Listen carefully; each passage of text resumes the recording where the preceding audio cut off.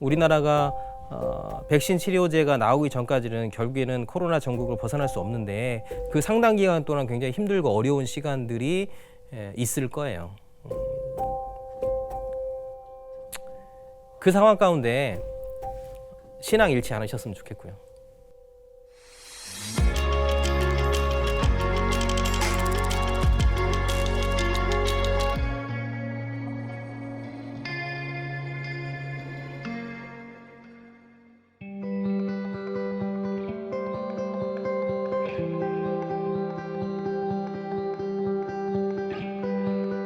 거대 정부라는 것들이 출현할 수 있다라고 보시면 좋을 것 같아요. 빅브로더라고 얘기하는데 지금 그럴 수밖에 없는 상황이 전개되고 있거든요.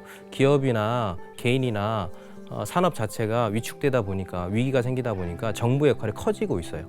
돈을 쓰거나 아니면 누군가를 살려내거나 뭐 지원을 하거나 이런 일들이 많아지고 특별히 코로나 전국에서는 어떤 사람이 확진자고 어떤 사람이 확진자가 아니고 또 어떤 사람이 그 확진자가 어디로 이동했는지에 대해서 몇 명이 다 추적할 수밖에 없는 상황이고 그런 추적을 하려다 보니까 그 추적 기술이 커지고 좋아지고 발전하고 이러면서 정부의 역할 자체가 이전과 다르게 굉장히 거대해지고 있는 상황인데 그러다 보면 이제 정부의 힘에 따라서 입맛에 따라서 아니면 생각에 따라서 많은 부분들이 변화될 수 있는 가능성이 커지는 거죠. 그래서 그런 것부터 시작해서 정치, 경제, 사회, 문화 많은 부분에 있어서의 변화들이 지금 조성되고 있는 것이 분명합니다.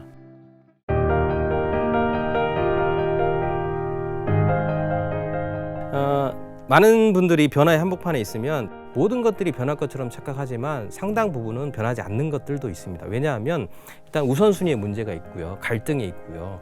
또 망각이라는 요소가 있고 우선순위의 문제들이 있다 보니까 여러 가지 복합적인 문제들 때문에 오히려 변화되지 않고 이전으로 돌아가는 것들이 있는데 그것들을 리바운드라고 얘기합니다.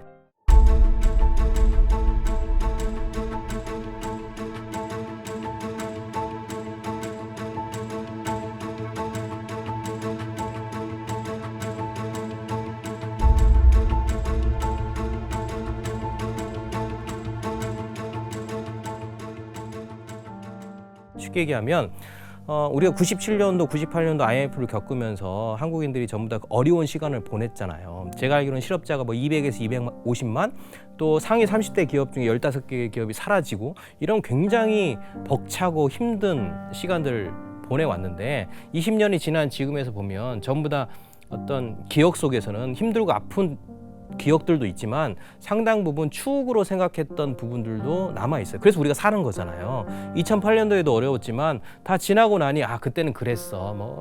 어려웠지. 근데 우리 이제 잘 살게 됐어. 이런 얘기들 한단 말이에요. 이게 지금 망각 때문에 그런 거거든요. 그렇게 힘들고 어려운 일이 있었음에도 불구하고 다 잊고 좋은 것들만 97년도에 어려웠지만 좋은 것들이 하나 있었거든요. 기억으로. 그게 뭔지 아세요? 그게 바로 금 모으기 운동입니다. 우리 민족이 금을 모았다. 추억으로 남아있잖아요. 그래서 지금까지 버티는 거예요. 그러니까 코로나19도 지금 굉장히 어려운 국면을 지나고 있죠. 우리나라는 1월 20일 날 첫 번째 확진자가 나오고 2월 달부터 대구에 문제가 발생하면서 70일 동안 사회적 거리두기를 했단 말이에요. 그리고 생활 거리두기를 하고 지금 2차 대유행에 가까운 시그널들이 나타나고 있는데 이 시기를 지나고 나면 2024년, 25년, 26년 지나고 나면 우리는 이때를 추억할 거예요. 야, 그때 생각하면 한 번도 경험해보지 못했던 일들을 경험했잖아. 야, 너 마스크 쓰고 예배 드려봤어? 이런 얘기부터 시작해가지고 다양한 생각들을 하면서 잊고 지나가는 거예요. 그게 망각이잖아요. 그렇기 때문에 그런 여러 가지 요소들을 갖고 있다 보면 이전으로 돌아갑니다.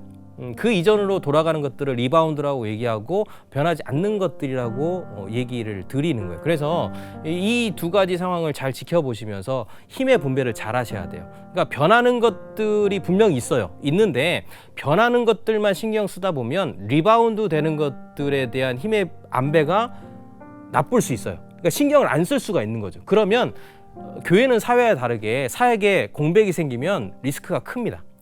기업은 어떤 일을 하다가 어떤 영역이 잘 안 되면 버리고 잘 되는 것만 집중해도 돼요.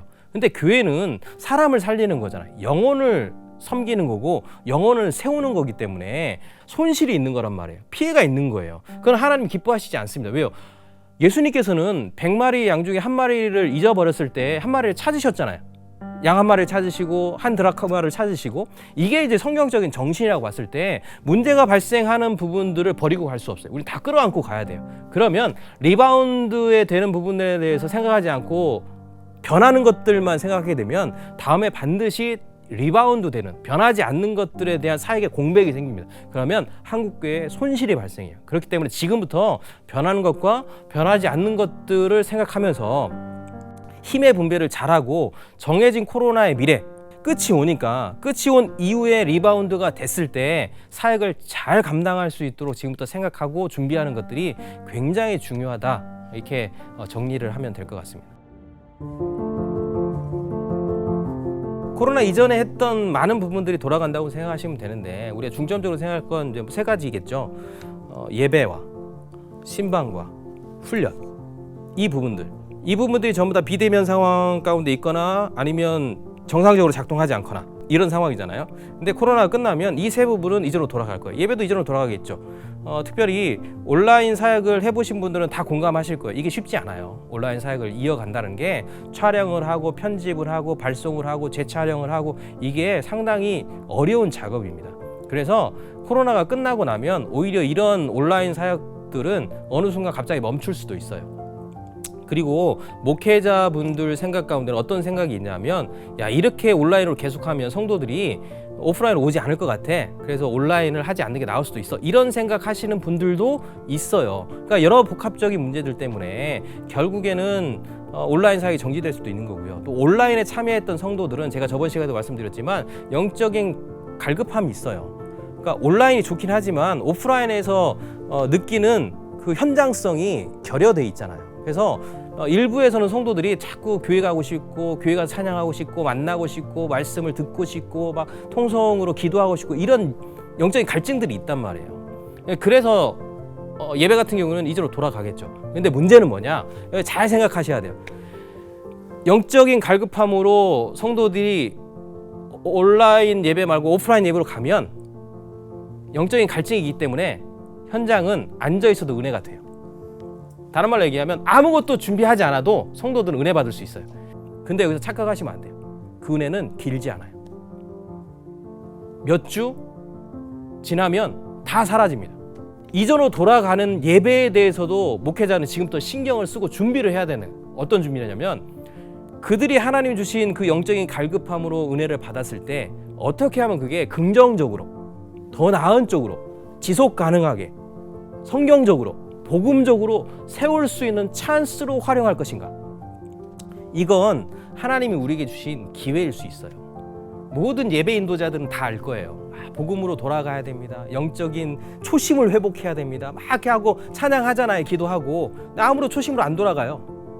그 초심으로 돌아가는 게 쉽나요? 어렵죠. 근데 이번 기회에 하나님께서 모든 성도들에게 초심을 찾을 수 있는 기회를 주셨다라고 생각하면 이건 기회인 거예요. 그러니까 그렇게 우리가 입으로 외쳤던 초심으로 돌아가야, 첫 신앙, 첫사랑으로 돌아가야 돼, 이 고백이 실제화됐단 말이에요. 그때 교회가 리바운드 됐을 때 그걸 잘 감당해서 예수님이 예뻐하시는 성도들로 세워갈 수 있는 그런 도전들을 준비하는 것들이 리바운드 사역에 굉장히 중요한 것 같아요. 어렵죠. 어렵고 힘들고, 아직 2차 대유행이 오진 않았지만 그런 시그널들이 보이고 있고, 지금 2차 대유행이 오지 않더라도 우리나라가 백신 치료제가 나오기 전까지는 결국에는 코로나 전국을 벗어날 수 없는데, 그 상당 기간 동안 굉장히 힘들고 어려운 시간들이 있을 거예요. 그 상황 가운데 신앙 잃지 않으셨으면 좋겠고요. 무엇보다 제가 말씀드렸지만 우리는 이 땅에 소망을 두고 살지 않습니다. 하늘에 소망을 두고 삽니다. 지금 힘들고 어려워도 우리는 하나님에 대한 기대와 소망이 있습니다. 그래서 우리가 살 수 있는 거거든요. 그래서 꼭 부탁드리고 싶은 것은, 경제적으로 많이 힘드시겠지만 돈만 추구하지 마시고요. 하나님을 추구하시고 하나님을 바라보신다면 분명히 하나님께서 많은 분들에게 지혜를 주실 거고, 그 가운데 하나님이 살아계심을 드러내 보여주실 것을 저는 믿습니다. 그래서 용기 잃지 마시고 하나님께 소망을 두시고 오늘, 내일, 1년 뒤, 10년 뒤를 살아갈 수 있는 모든 분들 되셨으면 좋겠습니다.